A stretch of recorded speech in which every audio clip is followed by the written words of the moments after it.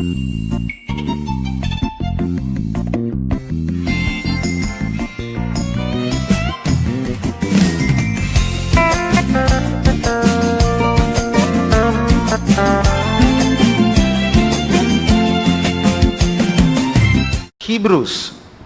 எபிரியர் 5ஆம் அதிகாரம் 14ஆம் வசனத்தை வாசிங்க.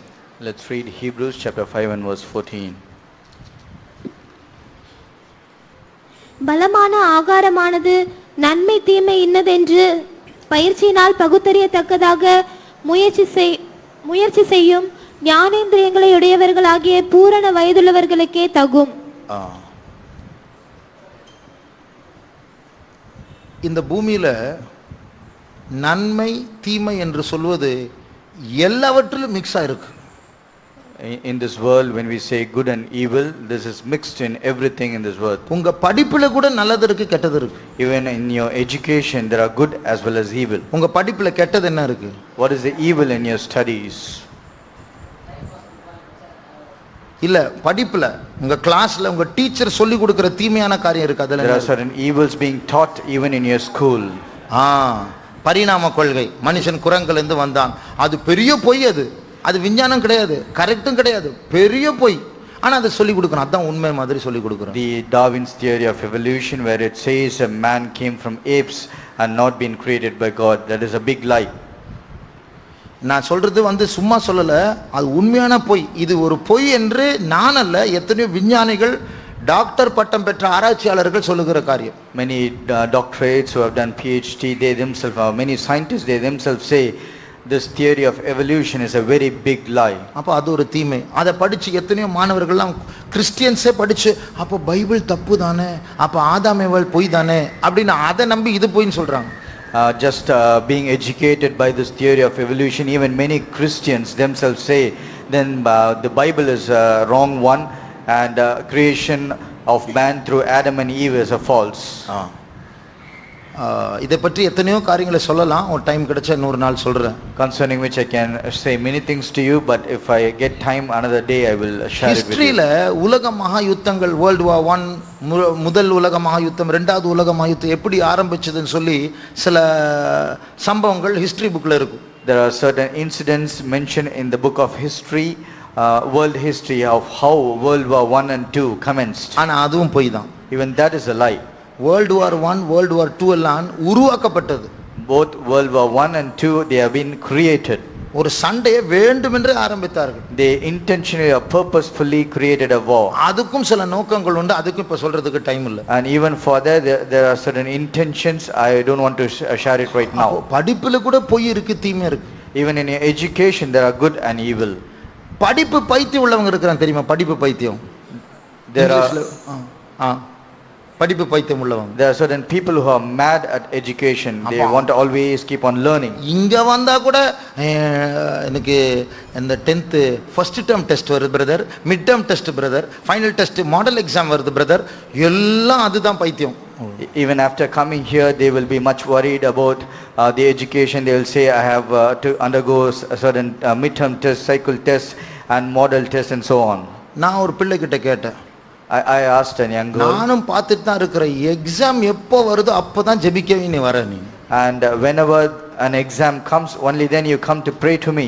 அப்ப நான் சொன்னேன், அடிக்கடி எக்ஸாம் வைக்கணும்னு ஜெபம் பண்றேன் அப்படின்னு. Then I said I want to pray that you should go through examinations very often. அப்பதான் அடிக்கடி வருவா ஜெபிக்கிறதுக்கு. Then alone you will come to the presence of God very often. அப்போ அதுவும் ஒரு தீமை தான். ஓவரா போயிட்டு இருக்க கூடாது எந்த காரியத்திலும். Even that is an evil. You should not be much addicted to anything. பணம், அதுல நன்மை இருக்கு, தீமை இருக்கு. படிப்புலயும் நன்மை இருக்கு, தீமை இருக்கு. In education there is both good and evil. Even in money there is a good part and a evil part. பணம் எல்லார் கையிலும் இருக்கு, அது ரொம்ப அவசியமான காரியம். ஆனால் பைபிள் சொல்லுகிறது அது மேல ஆசை வச்சா அது எல்லா தீமைக்கும் வேறா மாறும். Money is very essential. It is found in the hands of every people. But scripture says if you have desire over money, it is the root of all evil. அப்ப நீங்க எந்த காரியத்தையும் பாருங்க, அதுல நன்மை இருக்கு, தீமை மறைஞ்சிருக்கு. You can take any things, any aspects, there is a good and evil hidden in them. சர்ச்சுக்கு வர்றது கூட நன்மை இருக்கு, தீமை இருக்கு. Even coming to church, there is a good and a bad part. ஒரு தம்பி சொன்ன ஒரு தடவை ஃபெய்த்தோம்ல இருந்து நரகத்துக்கு போற ரோடு இருக்கு அப்படின்னு சொன்னார். And once a young boy said there is a road to hell even going from the faith home. அப்ப இங்க கூட தப்பு நடக்கலாம். Even here wrong things can happen. இப்போ இப்படி இருக்கும்போது சில காரியங்களை பற்றி பைபிள் சொல்லுது தொடவே தொடாது.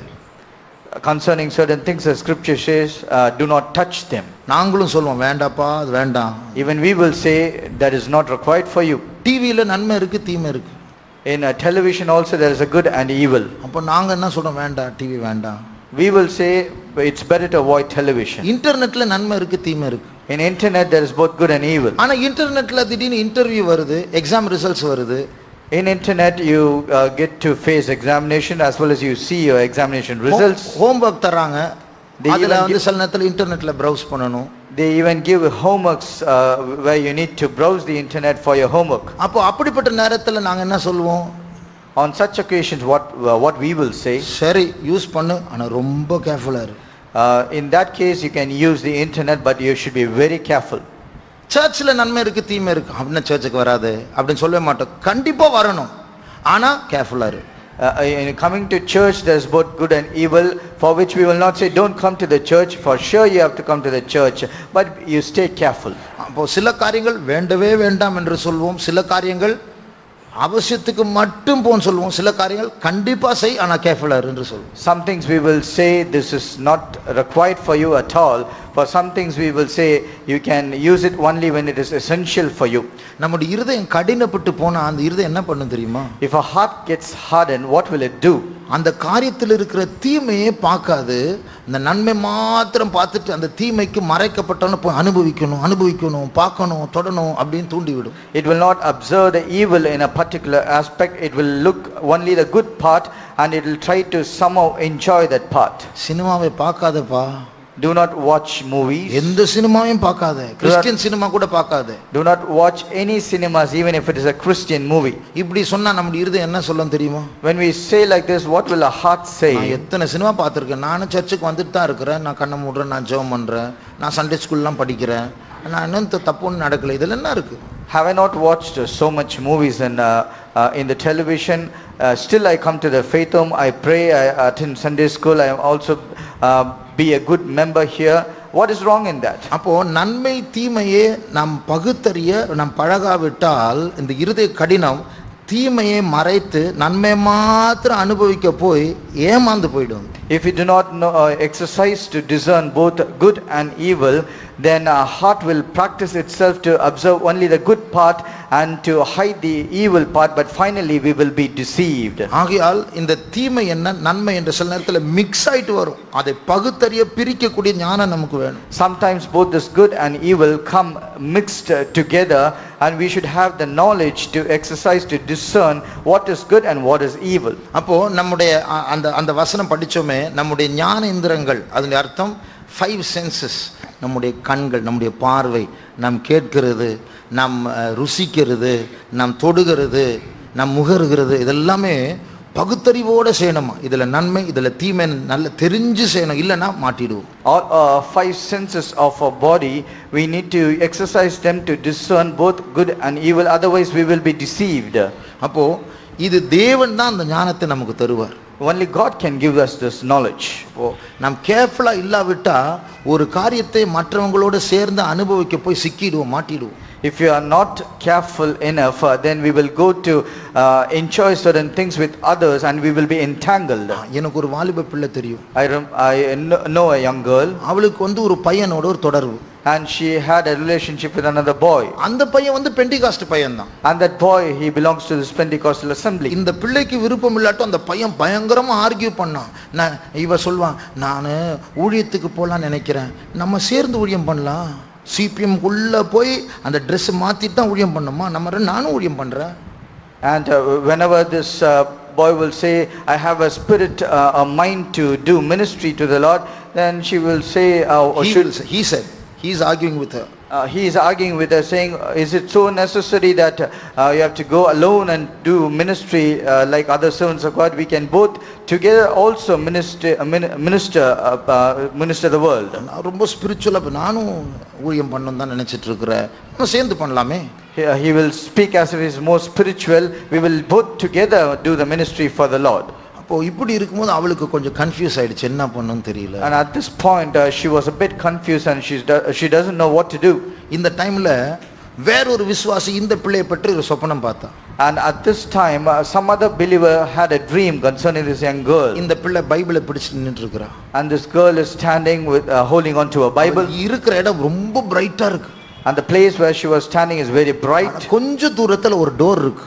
And just a little away there is a door. அந்த டோர் கிட்ட போயிட்டு இருக்கா. And she is walking towards the door, பைபிளை பிடிச்சிட்டு holding on to a Bible. டோருக்கு அந்த பக்கம் இருட்டா இருக்கு. And beyond that door it is completely dark. அங்க இருந்து ஒரு சத்தம் கேக்குது. And from there is a voice. அந்த சத்தம் என்ன சொல்ல தெரியுமா? Do you know what the voice is saying? இன்னும் கொஞ்சம் தூரம் தான். Just yet a little more distance. உள்ள வந்துட்டா நம்ம பிடிச்சிரலாம் அவளை. If she comes inside we can catch hold of her. அவங்க வீட்ல யாரும் பார்க்கல, சம்பந்தம் இல்லாத ஒரு ஆள் பார்க்கறாங்க அது. No one in her own family saw this. Somebody who is not relevant to her saw this. அப்ப என்ன அர்த்தம்? What does this mean? நன்மைக்குள்ள அதுல தீமை மறைஞ்சிருக்கு, அவளுக்கு பகுத்தறிய முடியல, கன்ஃபியூஸ்டா இருக்கா. ஆனா சத்தம் என்ன சொல்லுது? இன்னும் கொஞ்சம் தூரம் தான், விட்டு கொடுத்தா போதும் நம்ம பிடிச்சிரலாம். There is an evil hidden in that good which she is unable to discern about, but that voice in the darkness says, yet a little distance we will catch hold of her. அப்போ இது போல சில நேரத்துல பிசாசு தந்திரமா ஸ்பிரிச்சுவலான வேஷத்துல கூட வருவான் நம்ம வந்து பிடிக்கிறது. Sometimes Satan will subtly come in a spiritual manner in order to catch hold of us. அப்போ இது நன்மை இது தீமை என்று எப்படி பகுத்தறியலாம்? ஸ்பிரிச்சுவலாவே தீமை வரும். How can we find out or discern what is good and what is evil? Because sometimes evil comes spiritually also.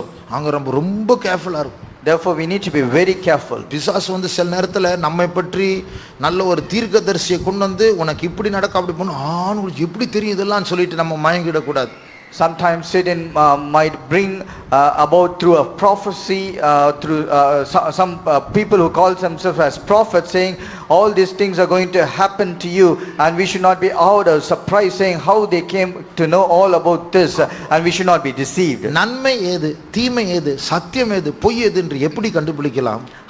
How can we discern or find out what is good and evil, what is truth and what is false? நம்முடைய இருதயத்துல சத்தியத்தின் மேல ஒரு அன்பு இருக்கணும். We should have a love for the truth in our heart. சத்தியம் கஷ்டமா இருந்தா கூட அதை ஏற்றுக்கொள்ளக்கூடிய ஒரு சிந்தை நமக்கு இருக்கணும். Even though truth is difficult part, there should be an heart to accept them. அப்ப சத்தியத்துக்கு மாறான இச்சை நமக்குள் இருக்குன்னு சொன்னா, if there is a lust contrary to the truth, பிசாசு ஈஸியா நம்ம தாக்கலாம், டைவர்ட் பண்ணலாம். Satan can very easily divert our attention and he can attack us. அப்ப நம்ம பாதுகாக்கப்படணும். Therefore we need to be protected. ஒரு ஊர்ல in a city, ஒரு தாய் தகப்பன் அவங்களுக்குள்ள அவங்கள அடிக்கடி நம்ம சபை சிபிஎம் ஊழியக்காரங்க விசிட் பண்ணுவாங்க. There were parents and who have been often frequented by our servants of God. அவங்க சத்தியத்தை சொல்லுவாங்க. And they used to share the truth. அவங்க ஏற்கனவே கிறிஸ்டியன்ஸ் தான், ஆனா இந்த சபைக்கு இப்போ வர போறாங்க. They are already Christians but they are about to come to this fellowship. அந்த வீட்ல இருக்கிற தகப்பன் வந்து நம்ம சபையில ஞானஸ்நானம் எடுக்கணும்னு முடிவெடுத்தார். And the father in that family, he decided to be baptized in our church. மனைவிக்கு கோபம் வந்துச்சு. But the wife was angered. பைபிள்ல சொல்லி இருக்குல ஒரே ஞானஸ்நானம் சொல்லி திருப்பி எதுக்கு ஞானஸ்நானம் எடுக்கணும்? ஏற்கனவே எடுத்துறீங்க தானே? Is it not written in Bible one baptism and we have already taken that, then why have to be baptized once again? இந்த வீட்டுக்காரருக்கு தொல்லை தாங்க முடியும், சரி நான் எடுக்கல போ.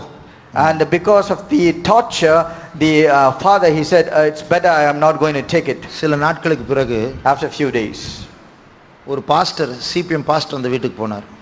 A pastor from this fellowship, he went to their house. அந்த தகப்பன் தாய் ரெண்டு பேரும் ஒரு மனமா சேர்ந்து அந்த பாஸ்டர் கிட்ட தயவு செய்து இனிமே நீங்க இங்க வராதீங்கன்னு சொல்லிட்டாங்க. And together with one accord, both the father and mother, they said to this pastor, do not come here again. அந்த பாஸ்டர் ரொம்ப துக்கப்பட்டு, இத்தனை நாட்கள் நாங்க வந்துட்டு இருக்கோம், திடீர்னு வராதீங்கன்னு சொல்லிட்டாங்களே. And the pastor was so much grieved because we have been frequenting all these days and suddenly they said you should not come here again. அந்த பாஸ்டர் என்ன பண்ண தெரியுமா? கேட் கிட்ட போய் ஒரு ஜெபம் பண்ணார். And the pastor, he went until the gate and then he prayed. ஆண்டவரே, அந்த அப்பா அம்மாவுக்கு 7 பிள்ளைங்க இருந்தாங்க.